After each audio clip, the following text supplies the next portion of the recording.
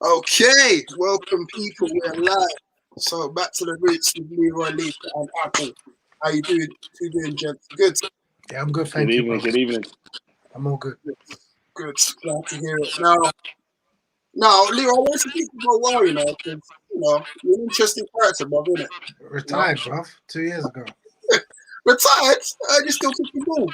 Oh yeah, locally. That's just on now and again. So Who are you playing it down for like that locally and and in Nuneaton. Is it? Yeah, Nuneaton Borough. yeah. I live down the road, so Uh, Trying to Co- stay active. coaching and playing there at the moment. Well, when we was allowed, anyway. yeah. Yeah, and everything lock off at the moment, but just jamming. Just had a little girl, 9 months ago, so busy with her. Congratulations, man. Cheers, Congratulations. bro. Another one coming in July. Another one. Hey, we're moving quick. Yeah, Lockdown is good, yeah?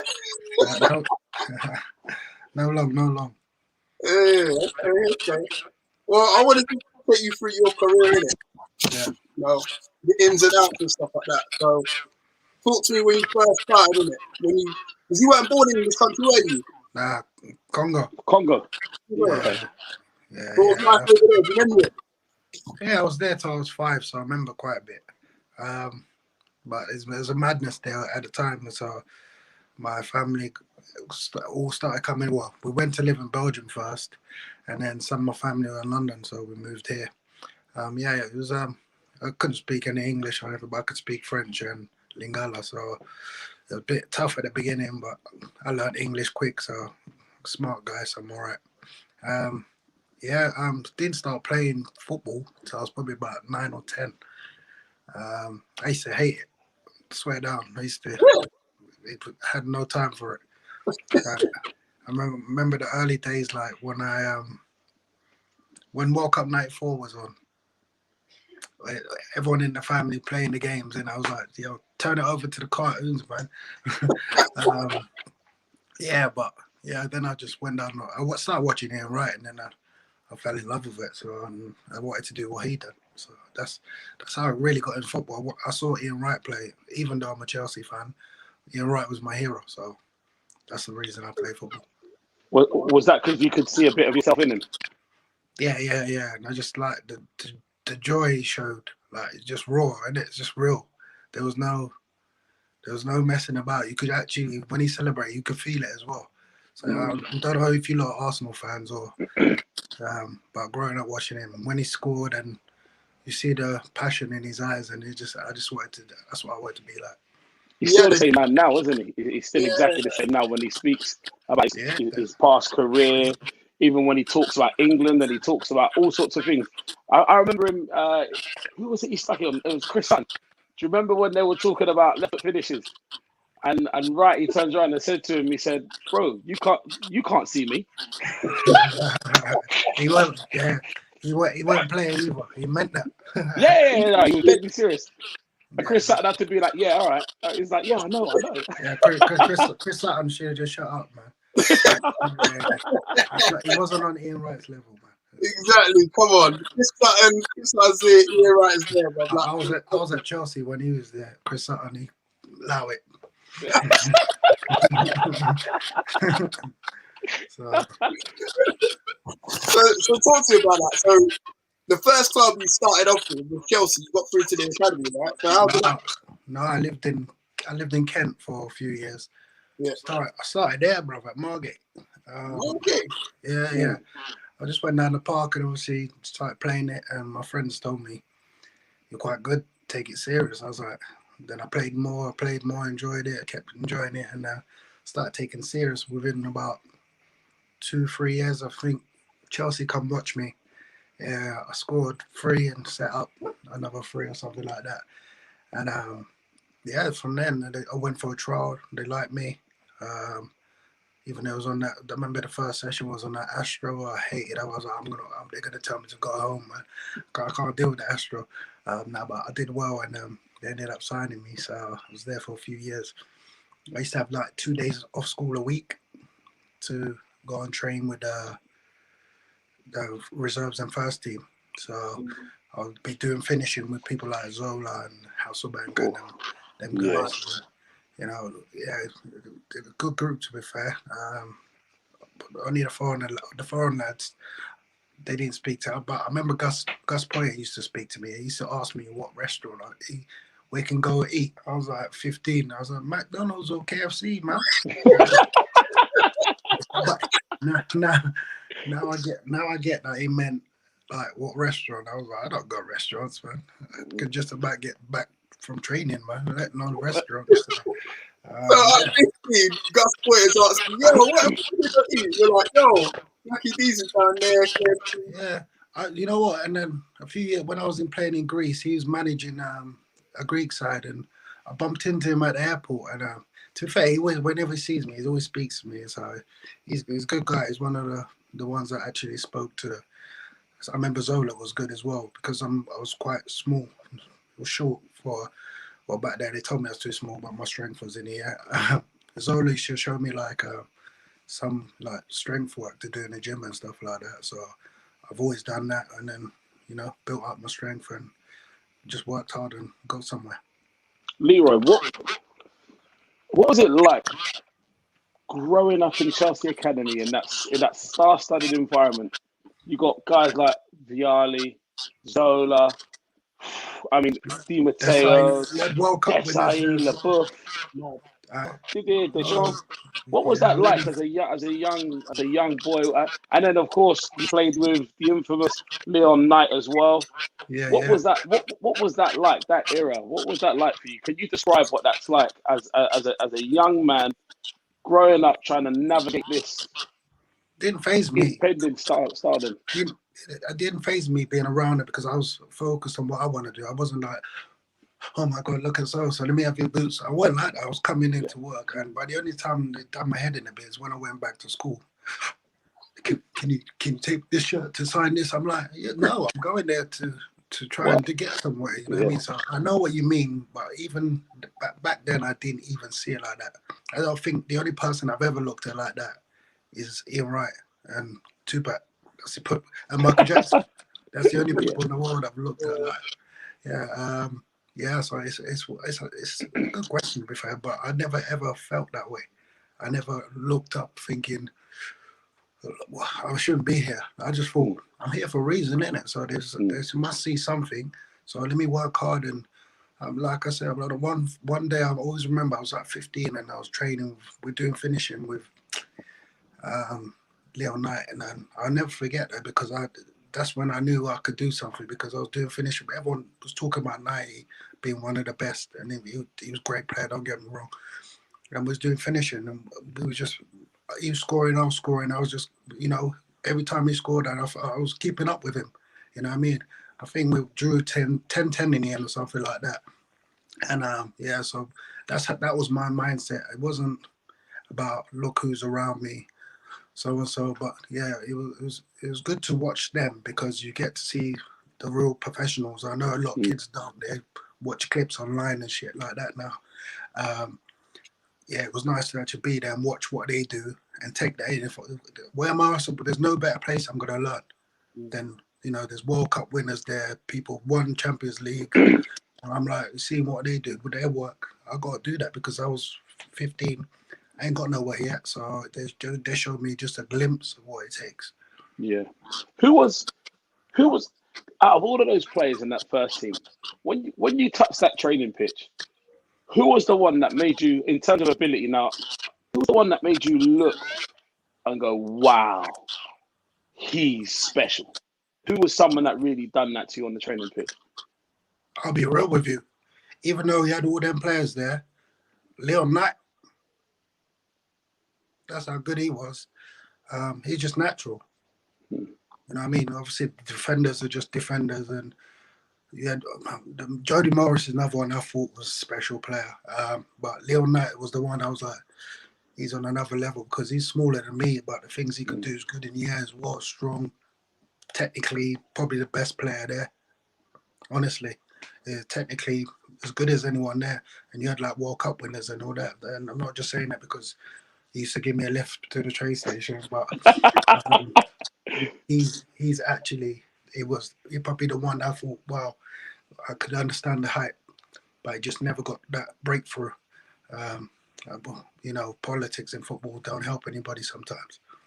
Well, you know, you've kind of leaned into a subject that I want to get into a little bit later on, politics and football. But I've had my own experiences with Leon. I remember watching him at Liverpool, and my jaw dropped. My jaw dropped. So I can actually vouch for what you're saying firsthand. I've seen him no backlift, putting the ball in the back in the top corner, going through 3-4 players like they weren't even there. Like I've witnessed that kind of stuff. But Leroy, when I actually have memories of you as a young player, I've watched you a lot as a young man, and I said to you before we came on air that I had an interaction with you at some point when you was at Reading. But those days when you was at Reading, when I looked at you, I saw a player that should not have been at Reading Football Club. No disrespect. No disrespect, because Reading they were a solid Premier League team at the time. Never going to win anything. Probably weren't really looking at relegation. But I looked at you and I thought, what is this man doing at Reading Football Club? Did you ever feel like you underachieved in your career? And I don't mean that disrespectfully, because you've gone on to do things that people couldn't even dream of. Not through my own faults. I tried to leave for 2 years at Reading, and then got to a point where I was, what was it? I signed 3 years. I didn't even know, because I didn't even care about the contract. I already had my ambition on the next one, do well for them, move on. I signed my contract, signed a 4-year deal. Apparently, they kicked in the 4th one in the 3rd year. I was thinking, right, only 1 year to go. I can duck out then. And they literally activated the 4th year. And the way they blocked me going clubs, try badmouthing me to other managers and stuff like that, putting that perception of you in the game. Don't get me wrong, I did some silly shit, but that should never. The things I did should never hurt my football, because I never hurt anyone. The only things I did, it was to hurt myself. I remember at one stage I wanted to leave so bad, like they blocked. I think it was Villa or something like that, and I don't know. I've just come back from the Euros, and I'm thinking I need to go to that next level. You know what I mean? When you go to that next level, like, you know, you do well there, then the top 6 look at you. You know what I mean? So I had that mindset. I got back from the Euros. They bought me for £1 million. I think they were getting offered like 7, 8, and I'm like, for a player that's got a year left in the contract, that's good business. You know what I mean? They should be able to move on. But then just little things started happening within the club, and I was just like, you know what? When my contract's done, I can go for free. So, but then everything was already tarnished, because I wasn't quiet one. If I'm upset, I'll say. Remember a situation with the manager. I had an argument with an assistant in training, and Kevin Dillon. Yeah, can I swear on there? Yeah, man. Absolute prick. If I saw him, I would ignore him now. He said he was doing things in training to wind me up. Like, I'm getting fouled, kicked all up and down the pitch, and he's just letting it play on. And I let it go. I was like, come on, Dill, you're taking the piss now. And I just told him to fuck off. Walked in. I didn't turn up. They didn't see me for 3 days, 3 or 4 days. And I just, little things, they started doing little things to try and make it bite. But you don't need to do that. I'm working hard at training. If you talk to anyone I've played with, they'll tell you my work ethic is second to none. I know I don't need to. I'm not bigging myself up. I still train hard now. I don't need to. So, yeah, things like that, just doing little things, and, you know, just to make it, talking bad about you in the press. I remember Steve Coppell, I said, I've had enough. I've told everyone, and he put the perception on the press. So when some other manager reads it, whoever reads it, don't know about him. You know what I mean? You know, it's been. I'm sure all of you got experiences, but that only happens to certain men. You know that. Well, and this is now we're kind of crossing into the realms of really what I want to try to get out of you, because we can do the fairy talk, or we can actually have a real conversation. I'll tell you straight. So, I heard 1 or 2 things back in those days about some instructions that were given to certain men like Graham Murty and that, to kick you up in the air. Like I've heard people were told to kick you. I've heard people were told to try and rattle you. Like we know why. We know that they're But this trying is to the get thing. the reaction. This is the thing, though. Let me just go back there. I've played games all right. How many times have I been sent off? I don't remember you getting sent off once. Once for Middlesbrough. That's it. That's it. People try and rattle you. So that tells me something. You can't get to me. That all that does is give me more determination and drive. So well, I've had that, man, because I remember when I signed when Tony Mowbray come in, manager Middlesbrough. One of the first things he said to me, he had this perception of me. Like, he dropped me his first game. Like, he didn't. I was sub, and he seen the way I train. Obviously, you got to give a manager time to get used to you and things like that. Yeah. And he was basically testing me from what he had in his own head. Yeah. And that's wrong. Yeah. Because I'm not like that. It wasn't. He didn't give you a blank slate. After the first game, I came on, done so well. I started every game for him. Every single game, not one that he dropped. When I got injured, obviously I can't play. That was it. Every game after that, even when I came back from injury and I wasn't 100%, put me straight in, because you know what I gave the team. So that when people say that don't happen, it does happen all the time, and it's still there now because I can see a player, I can watch a game, and you know when everyone's talking about someone's going through a bad time, whatever. Mm-hmm. Sometimes I could tell what's going on. You know what I mean? Because you know the body language. I remember having the same thing at Reading. I told you for 2 years I was trying to leave, and they just said no. Nah. And then on my last year, my contract, because I was going for free in the summer, they accepted a bid from Sheffield United. So I went, I ain't going there. So just to get something out of me, and that's wrong because I had better opportunities before that. So I'm not even mad at it. It's just when you understand it, and that you just can't let it get to you, because that's what they want, because that perception they put out there is a killer. It can kill you. You know what I mean? And if you're not, you have to be stronger in your mind. You have to work even harder. Because as soon as those people, it's like when I see Ravel Morrison, I know the story. I know why he left West Ham. I've played with him. I always check up on him. I know the story, but everyone else you speak to, because when people ask me who's one of the best, I say he's easily the most talented footballer I've ever seen. That's that. I mean, if Fergie's saying it, do you know what I mean? If Ferguson's saying his brother, we're not making it up. We're not making it up. And then you know what happened with him at West Ham. I hope he comes out and tells people, because it's wrong, man. I don't think he has a club at the moment and things like that. So them things happen all the time, and it's not because remember we grow up with a lot of guys or friends and that. How many of our friends could deal with that? not a lot. There's a small number in it who's going to deal with all that nonsense that come with it, and it's always targeted. Always the young black players always have to do a little bit more for that compared to the next player. Why? If they're not causing no trouble, but everyone has this perception, and it happens too much, and it's quite sad because there's a lot of talent that's gone missing because of stupid things like that. So I 100% agree, and this is what I really wanted to get into. Obviously, Ravel came out and he spoke to Rio about his time at West Ham and what Sam Allardyce had done. Now, I know some people are quite apprehensive because they still have a career and they don't want to name names.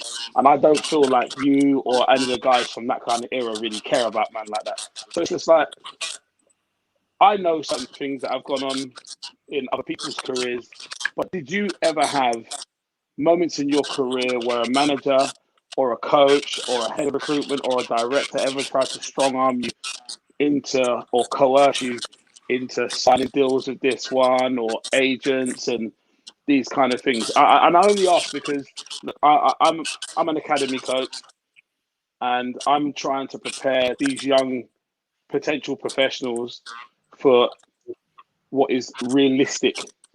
What is realistic in this life as a young professional footballer? with agents and stuff like that.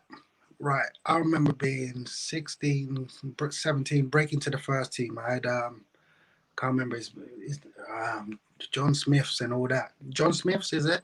The agents. Anyway, Yeah. you know that. I didn't know much. So they just sending me boots like they do, and thinking you're. I'm like, yeah, cheers, mate. Appreciate it. I have to save my £45 a week to get some new boots now, and yeah, they send you stuff. I signed with them, not even thinking about it. I never spoke to them till I got in the first team. So I'm thinking these people are gone.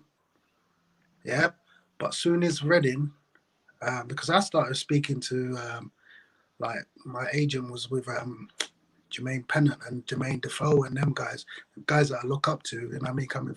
So I was thinking, right, I'll go with them. Minute they seem cool. They seem like they look after the boys. So when Reading or some other clubs came in for me, these people turned back up, and Sky will back this. Sky Andrews will back this for me. Sky paid them off without even telling me, just to leave me alone so I can. So they would have stopped me moving to Reading. Wow. Unless they got something. And I said, I don't want to talk to you. I ain't spoke to you lot for a year. So I'm, you know what I mean? I'm ruthless. Don't ring my phone. So they must have been, what, this move ain't happening unless we get. So Sky sorted that for me. And from that moment, I never left it. I stayed with the same people all the way through my career. And I never ever had, and after that, people start talking, innit? The John Smiths and all that. I remember I was going to roll up to their office because I wanted to move. And I was like, this is my career. And this is a mad one. I'm like, what are you lot doing? You're trying to stop this. I've been working hard for it.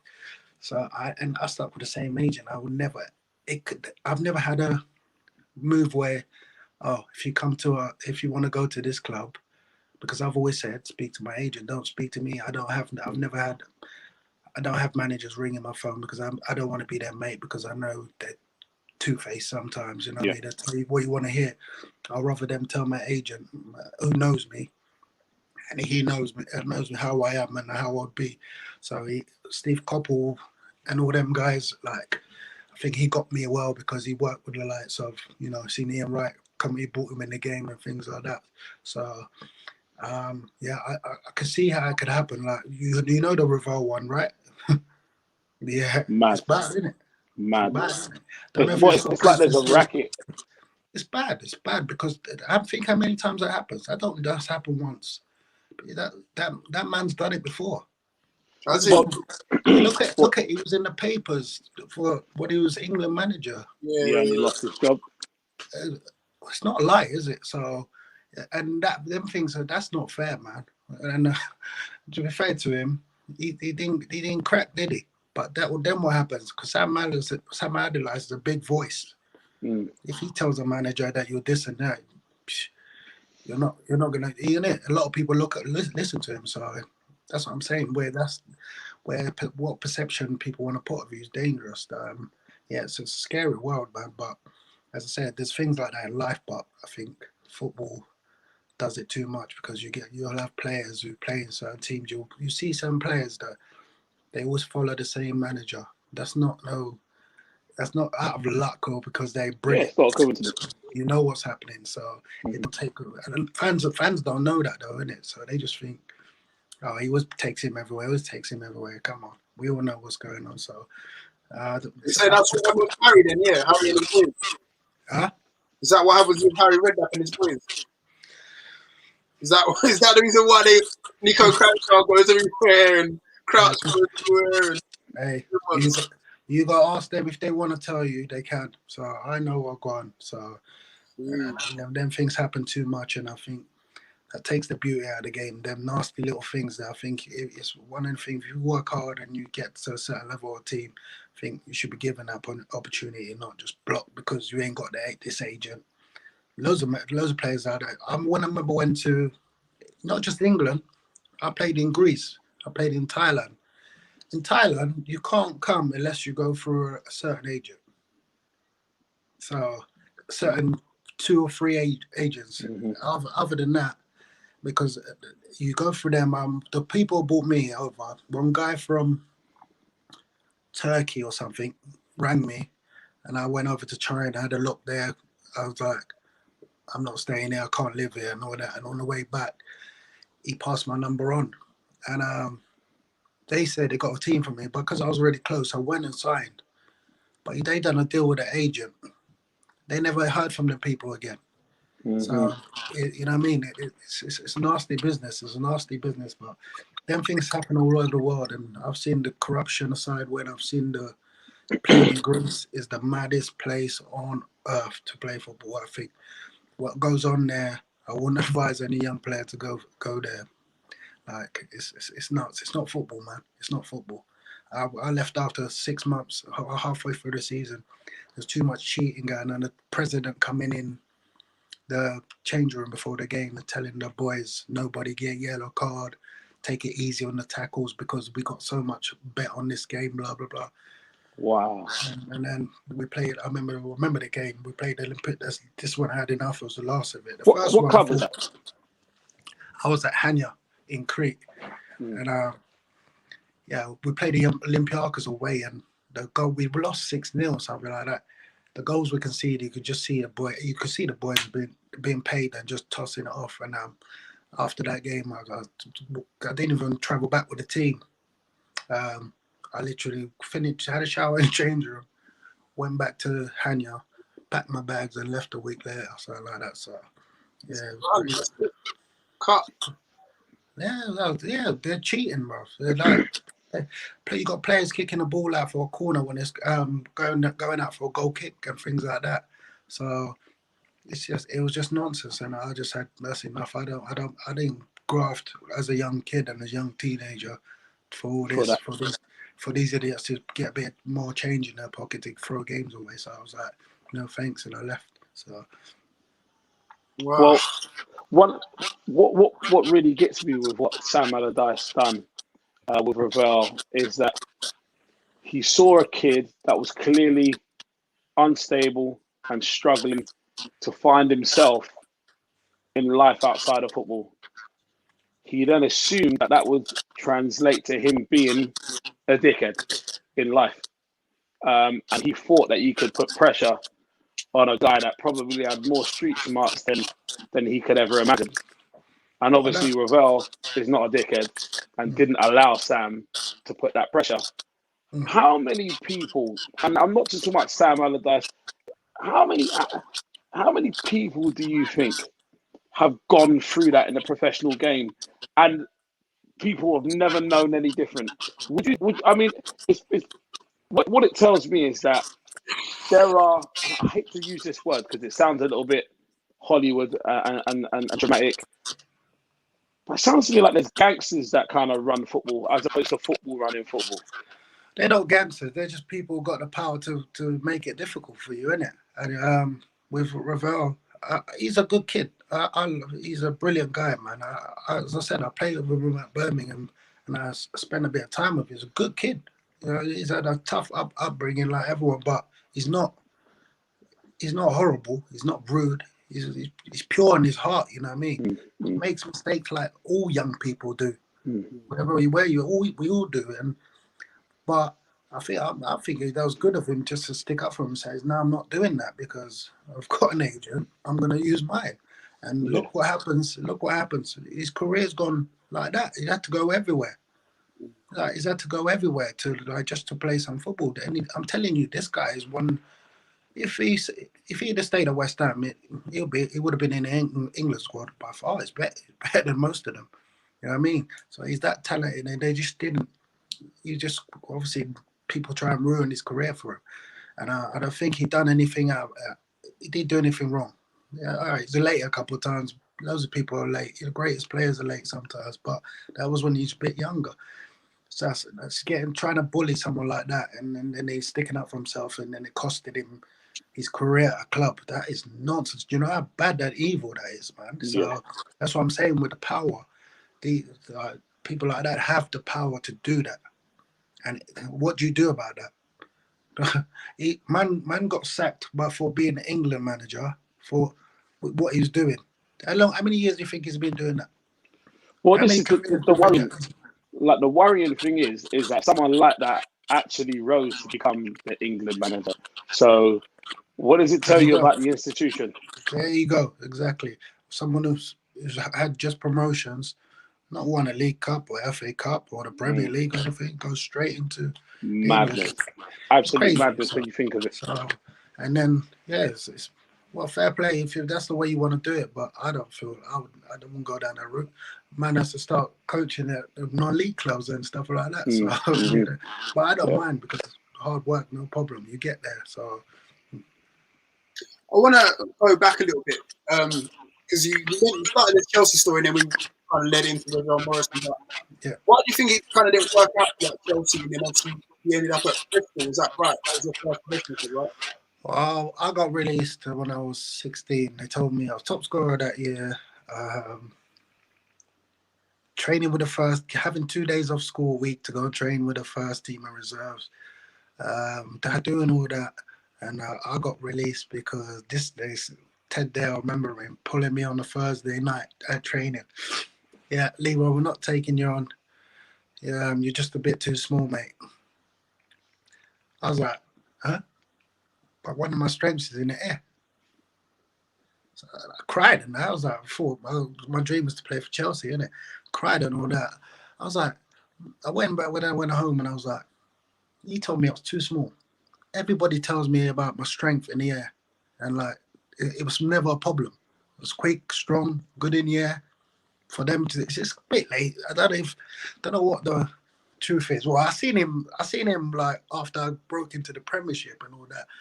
I seen him at that hotel in Bristol, and he didn't even want to say hello, shake my hand, and say, "What I made good on you." And anything like that. So I just smiled and said, I think he's working for David Beckham Academy at that point or something like that. So good to see you, mate. Take care. Kept it moving. Yeah, we got released from there, and then I rang Reading for a trial at 16. I rang Fulham. I went to Fulham, played against Chelsea in a trial game. Drew 2-2, scored 2. Fulham asked me to come and like another year of schoolboy. I was like, no, I need to get a job in that because I'm 16. I left school and stuff like that. So I went and worked in a petrol station, done a bit of building work. Then I was like, this ain't for me. So then I kept ringing clubs. I rang Bristol Rovers, rang Bristol City. I just went online when the computer started coming through, and I went online and went blip, blip, blip. Got the number, rang them. Bristol Rovers, yeah, come down. Bristol City, yeah, come down. Checked my wallet. I had £30 for the train. Got on the train. Played on a Wednesday for Bristol Rovers. 1-1-0 scored.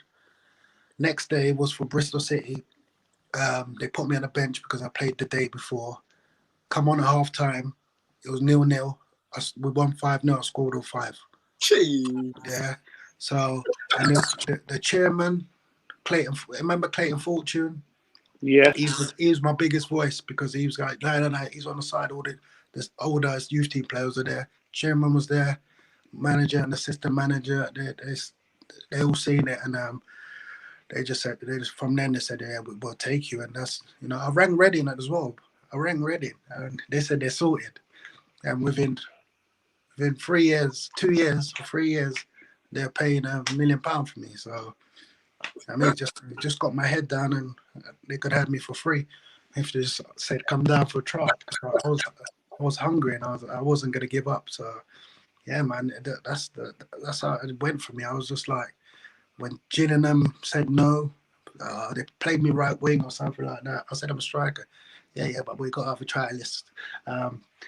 Played as well, still scored, managed to score and set up goals as well. They told me no. Didn't even ask me to come back for a second trial, so it's crazy.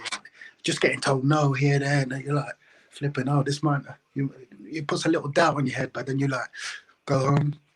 Right, let's go again. Just refresh and go again. And fortunately, the Bristol clubs. To be fair, they both gave me opportunity, and obviously I signed for Bristol City. What appears me is that DIY mentality and that resilience as well. Just the fact that you just got on the phone, well, okay, cool, be there, we'll do that. Yeah. You weren't taking no. I was like, I've just been at Chelsea and I've like done well. I've played against most of these youth team players and I've always done well and scored the most goals. And then I was just like, And I work hard. I'm not lazy or anything like that. I remember one player we had, our best player was Asher Edwards, if anyone's ever heard of him. Mm-hmm. He was left-footed, unreal. He was England's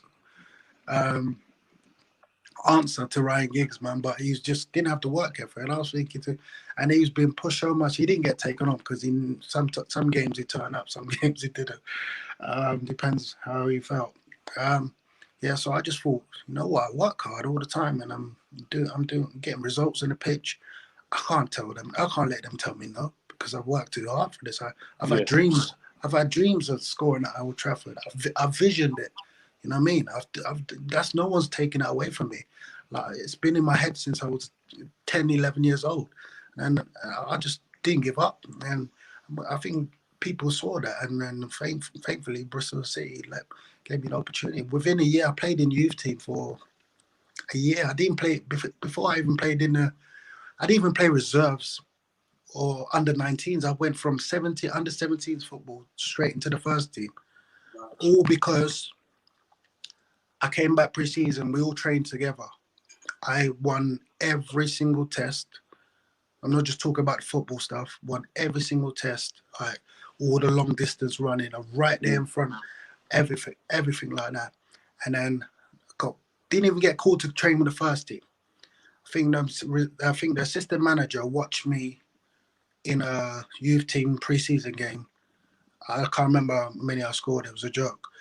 And then on the Friday, the assistant manager goes, Leroy, you're with us tomorrow. I was thinking, what?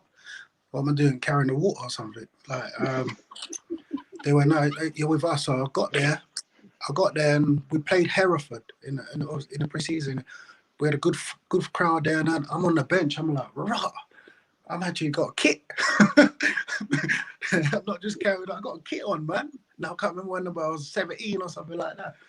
And with about half an hour, the manager calls me, Leroy, you're going on, son? I was like, yeah, it's my time. So I got on the play, made a few good runs. We won a penalty. This is my debut, right? And I went and ran and grabbed the ball. I said, I'm taking it. The senior players are like, what's this kid on, man? I said, no, let me have it. So they pre-season as well, they let me in it, scored. Celebrate like I just scored in the World Cup final. And then they've got the ball again and I scored my left foot. The fans were singing my name from that day. And it's just, I think they see the hunger in it. Like, there's not many 17-year-old kids now who come in the first team and take the penalty. They'll let it crumble a little bit, let the senior players do it. But I just said, this is my moment, innit? You've been working for this. This is one of them chances. I think if I didn't take that penalty, I don't know.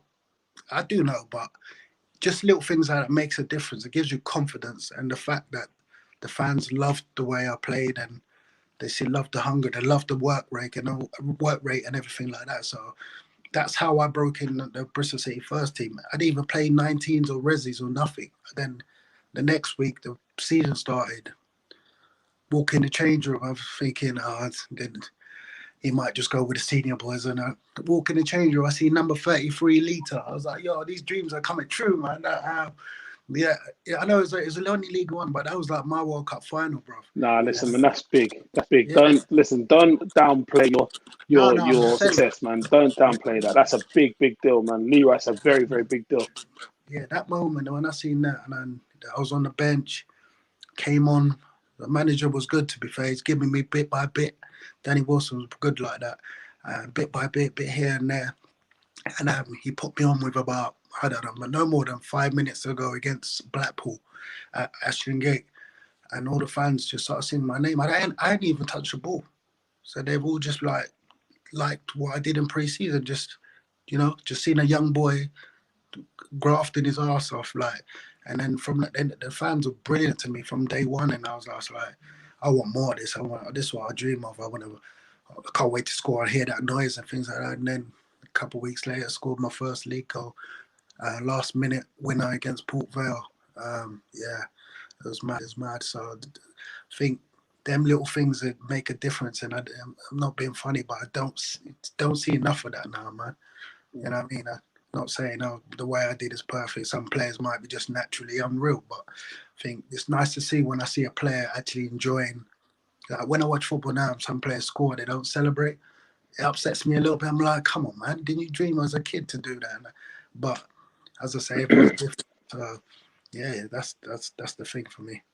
You know, like Leroy, you talk so pure about your emotions when you're scoring goals, and like when you talk about it, it makes me relive me being on a football pitch and all the things that I used to enjoy about going box to box or being a striker or all of these kinds of things. And it's just, I would love for any young player to hear your passion for your craft, because the second that you lose that passion for your craft, that really is ultimately that's when your career dies.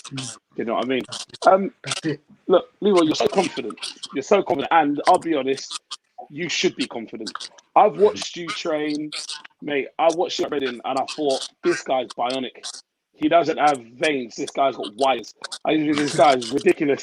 It was just mad. Like you were so short, but you were so stocky, and you could pin and roll defenders, and you had pace. You could get in behind, and I just thought this is crazy. Yeah. Yeah, go on. I think most of my strength and that come from like when I used to do like different things. I used to box, martial arts. I used to roller skate, just play ice hockey. So all that core stuff comes from that. I did all that like while I was playing football when I was young. I used to skate every day. I remember I used to skate to school sometimes, and just like that was my way of traveling when I was young. I think that's what I got that strength, and plus I'm naturally quite strong anyway. So I think I did loads of different sports or taught you different disciplines, and yeah, you move your body different. I think it gives you an advantage.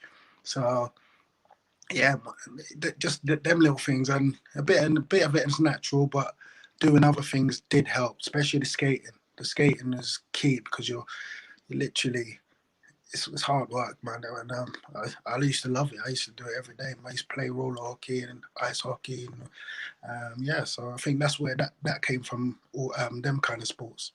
Boxing taught me a lot of you on your own in boxing, man. But it just taught me hard work, and then if you don't train properly, you get hurt. So yeah, I just took that mentality into football as well, because football I actually enjoy it. You don't have to worry about someone punching you in the face. So wow, you say that, or getting a hockey stick around your legs or around your neck. So yeah, so I just took little bits from that. So my overhead kicks come from my taekwondo, innit? I'm playing, so it's all good. Look, you have this confidence about you, and not just a confidence, but a competence. And you've kind of demonstrated that from a young age when you're calling clubs and you're hungry and you're doing all these things for yourself. You get a job in the petrol station, getting a job doing construction. What was your support network like, and how did that set you up for success, or was it You know complete what? opposite? I can honestly say, I think the way my strength comes from my mum. Yeah, no, I'm not saying my dad's bad or anything like that, but my mum's, to me, she's a soldier. Like, she can't walk, but she managed to raise all of her kids. Like, she Wow. was, on her own, and just, I think when I look at her, I just think she's 65 now. I just think you're like the strongest woman I've ever seen in my life. So it's just, I think, it comes from her. That's got to be in your blood or something like that. So yeah, mum's always give me good advice, and I'm not kind of person where I think it's nice to have it if you have everyone around and you got loads of anyway you could talk to. But I've always been right. Something's bad. Let me deal with it. Let me get to the other side of it. All right, go through it, and we'll learn from it, and we'll just move on. I never really let anything stick in my head. Not probably until I became professional, where certain things you couldn't help. But if I can help it myself, I was totally fine with it. So like getting rejected, reject, getting ringing up clubs and nope. That wasn't killing me. That was just giving me more determination and desire. So it wasn't killing me. So I was like, all right, cool. They said no. If I ring them, all they could do is say no. Someone's gonna say yeah. So I just thought there'll be a light at the end of it, and that's the mentality I had. There's none of that. Right, I'm tired of this now. Where it's easily done. And I know we all know friends, and like one of my best mates, he was a pro. He had the best network. His uncle was effing a Koku. Yeah, and his dad was played a little bit as well. He had the best network of like people to talk to. He just said he couldn't move away. Didn't like coming out of his comfort zone. Loads of things come out of it, and he turned pro. He even played in the champ. I was like, bruv, you got to keep going. We got to do this thing, man. We got to do this thing. Next minute, I'm hearing he's back in London when he's meant to be up there. I'm like, bruv, what are you doing? Then at the end of it, he said, I've had enough of this. It's tiring. All you get is the bullshit, blah, blah. So come on, man, you're that close. You're that close. And, but I've seen the outside as well. So, yeah, it's, for me, my personal feeling towards it, I don't think, I say always put anything on my path and I'll come for it. So that's just the mentality I have, no matter what. Leroy, I want to ask you, who's the best manager that you played under, man? I'll go with Koppel because he was the fairest. So the team won, you're in it, you stay, unless there's injuries or.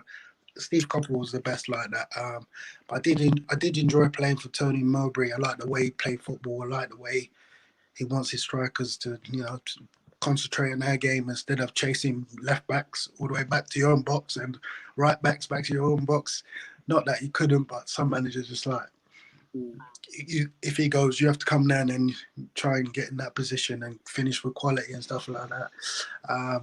Yeah, Brendan Rodgers probably the best. Just like organisation and things like that. So yeah, but Steve Coppell would be the best one because I just love the way if the team wins, you're in it, you stay in it. There's no one knocking on your office. Then you're in that team, getting that team. You win, you do well, you stay in. You can't complain, can you? So and that's why we all got on there. We had 4 or 5 good strikers. We knew at any time someone got injured or got suspended, you're not playing, you're in, you do well, you stay in. So we was happy with that, and that worked perfect for us. We ended up winning the league with still the record number of points. So it worked for us, and I've never been anywhere else like that. And that a manager's done that, because now they started getting to rotations and thinking about different games and stuff like that. A lot of managers like doing that, utilising the squad. I'm like, we could play 50 games a season, man, easy. So, what about the best player that you played with and against? Most talented, Ravel, by far, Morrison. Best player against, probably have to be Scholes or Henry, innit? One of the Henry when we played. I remember the first time we played Arsenal. Right, I felt I didn't deserve to be on that pitch, man. He literally stood on the sideline, like by the halfway line, because all our tactics was to stop him playing. I promise you, he didn't move for about 5, maybe 10 minutes. Just stood there, let the play go on, blah blah, just chilling. As soon as they gave him the ball, he just gone past our team like we're not even there. And I've never seen a striker. I've never seen a striker do that. It's that tall as well. He's a big unit, Yeah. 6'2", 6'3". He's a big guy. And I'm like, how's he move like that? He just went through us and played 1-2, Van Persie or something. They start scoring. He chills again. I don't know if he weren't saving his energy because he's fit. And got the ball again, done the same thing. So simple, yeah? But it's just done so quick. There's nothing you could do about it. And he has to, him or Paul Scholes, just his vision and the way he controls a football match. And I don't think he got nowhere near enough credit. So, yeah, it's out of Scholes and Thierry Henry. Okay.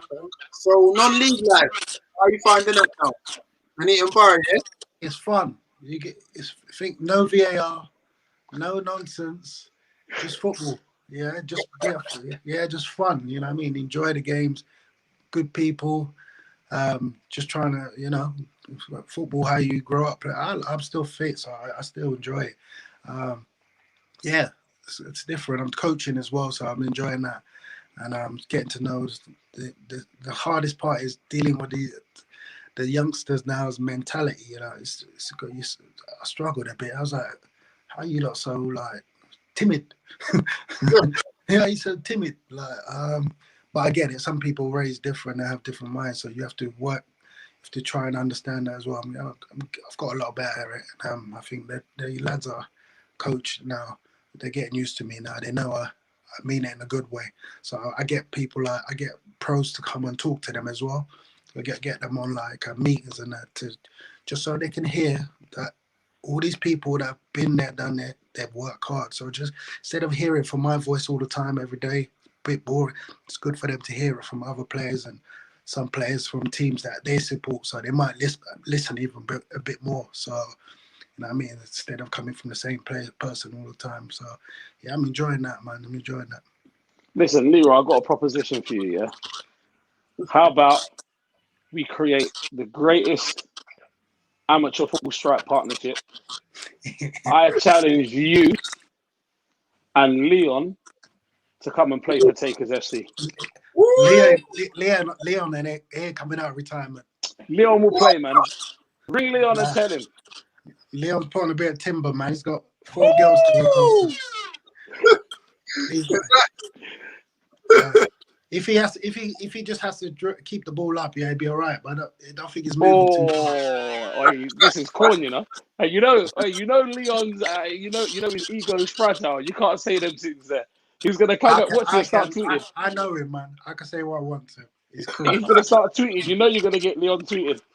Nah, he's all good. He's all good. But now I'm still gonna. I'll probably play like long league for probably a couple more years free. So see how the body feels. I feel good. I'm carrying on, man. It's not just you only have to play twice a week, so it's a bit of fun, keep fit, get to chill with the boys, and yeah, it's all right with me. I'm enjoying it. Listen, Takers FC, mate. Takers FC. That's what it has to be. Come on, put on a shirt. It's a bit far from me, man. I'm out in the country, man. Listen, we're international, man. We're international. Don't worry about it. Where's the plans to go with it then? So obviously you said you're going to play for a couple of years. You're going to coach. Yeah, I want to go back in the pro game. As I keep saying to people, I want to earn it though. I want people to see my work and say, Jesus, he's on it. Just like I did as a player. I've had like, oh, you can come and help us out. This, and I'm like, I don't want it just because I've played in the Prem or whatever, played professional. I'd rather do it bit by bit, you know what I mean? Because if I can work with kids at the non-league level, the pro games will be easy. A lot easier because they're a lot better players. No disrespect, but they have their mindset's different. So and I can help out with that.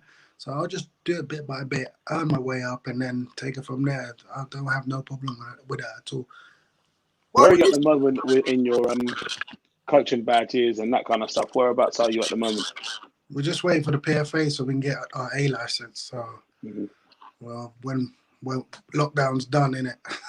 Yeah, everything's been put on hold, but it's all right.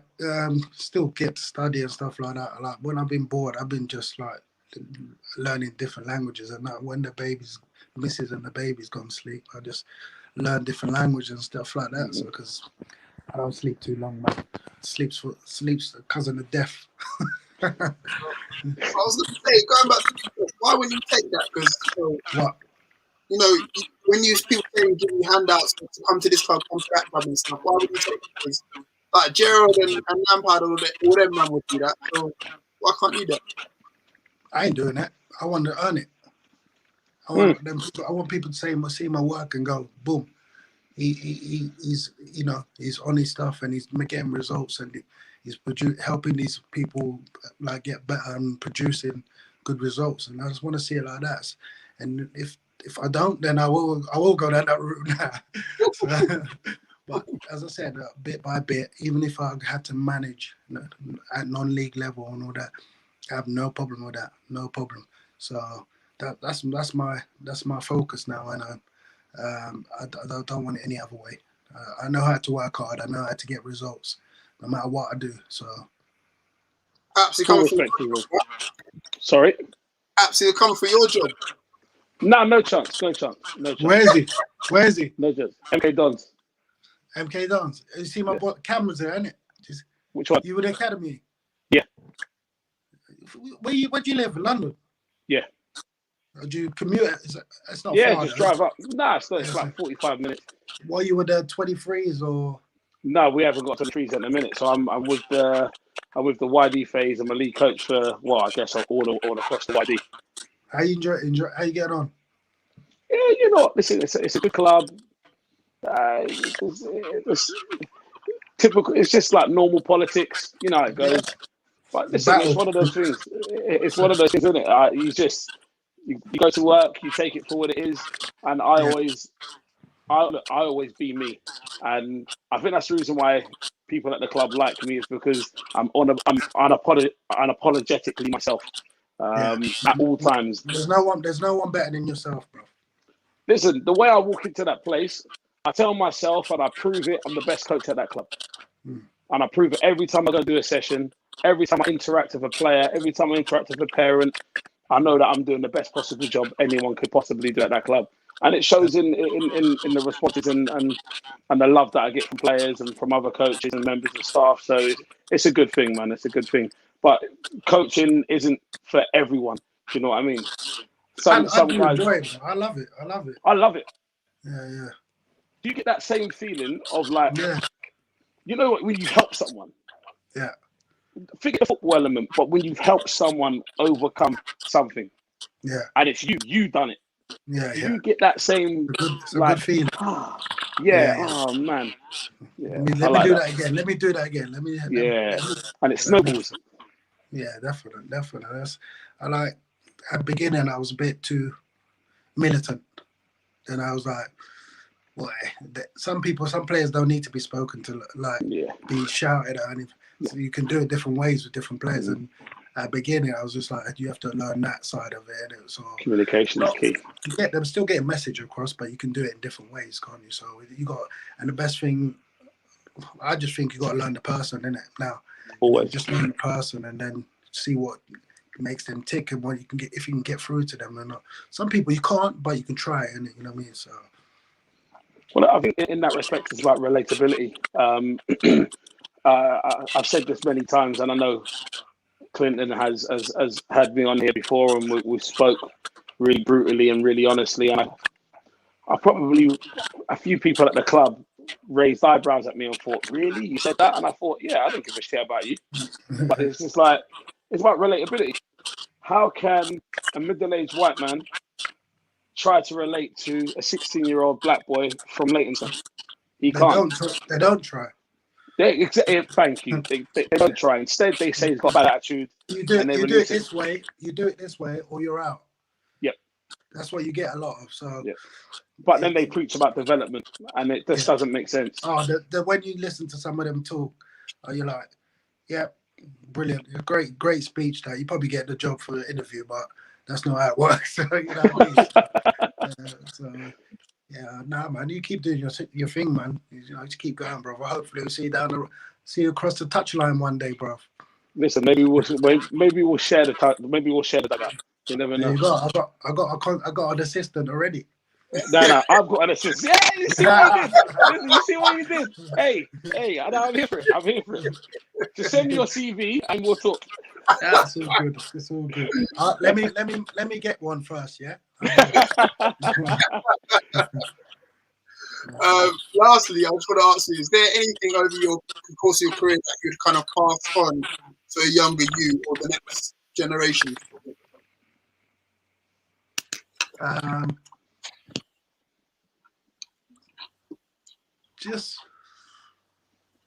I'll just always say, number one, you have to work hard, but make sure when you're working hard, you're actually enjoying the hard work, because it does pay off no matter what. I don't care what generation you're in. If you work hard, especially now, I think it's a lot easier.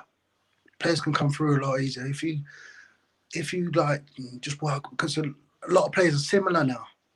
You know, when I see like England's front three, you can pick any out of about 12 players.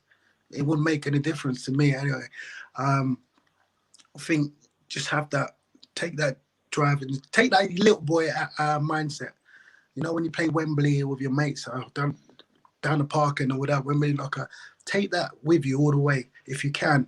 And if you have that until, I don't know, you make that breakthrough and keep it, you've got every chance. You know what I mean? And you have to enjoy it as well. And you have to sacrifice, forget what your mates are doing, forget your mates going out, clubbing or doing whatever they're doing, chasing girls and, you know, Friday night and or whatever. Forget all that. You just got to think the long goal. Right, I want to get to the wherever level you want. You know what I mean? So if you just want to play in, I don't know, league, non-league, whatever, fair enough. That's up to you. It's still good. It's an achievement. But if you want to get to the top, I just think you have to be single-minded and have that work rate. And, you know, you'll have every chance because everyone's got talent. I played with many players with a lot more talent than me. And they got nowhere because they didn't work hard and they thought it'd be easy. And it gets to a stage where if you ain't got it by a certain age, you're going to struggle. So just make sure you have that work rate. And I'll keep saying it. It's important.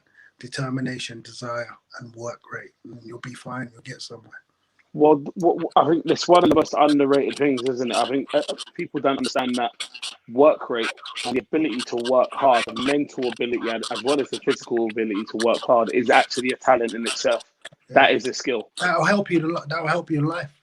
In life, help you in life as well. If you could do it, I think if you could do it through football's tough, isn't it? So, yeah. If you have that still, then that will help you through life as well. Mm-hmm. So, no, if you don't make it and you give it your all, fair enough. You have to put your hands up and say, "Well, I weren't good enough." But a lot of players have been told they're not good enough or too short. So you just have to have that single mind, and then you can get where you want, and you just have to be strong, man. Like you ask any athlete or anyone who's got to a professional level, they'll tell you the same thing. That's the number one thing. They've just been individuals because everyone, when I speak to kids, they think there's millions of footballers out here in England or wherever. There isn't millions. There's about 3,000-4,000. It's a small number. So you to be one of them, you have to do something you have to do something special and work a lot harder than anyone else. Even if you're a non-league team when you're 13, whatever, you're not being picked up yet, you can still watch the game and learn and improve your game. So yeah, it's just mad when I talk to people and they think that there's millions of footballers. There isn't. There's not even millions of jobs in football with everyone. So yeah, it's a tough one, but go for it and don't let anyone tell you can't do it. So when they do, just use it as more power. Yeah. Just use it as more power and desire. So that's the only way I could say it, because talent is not enough. Simple as that. Unless you're Messi. But even Messi works hard though. Well, we've all heard that saying, hard work beats talent when talent doesn't work hard. Yeah. No matter what. Well, listen, Leroy, more power to you, brother. And listen, I appreciate you so much for answering some of these questions and just having a bit of a chat. You never know what might happen in the future. Hopefully, I do come across you with a touchline in the coaching game. No doubt, you're so driven and your mindset is so elite. I'll see you there. Please stay the same, and hopefully, I'll see you up there. No problem. Take care, man. Thank you. Love, man, and respect. Blessings, yeah. And you. Take care. Okay, bro. Bye.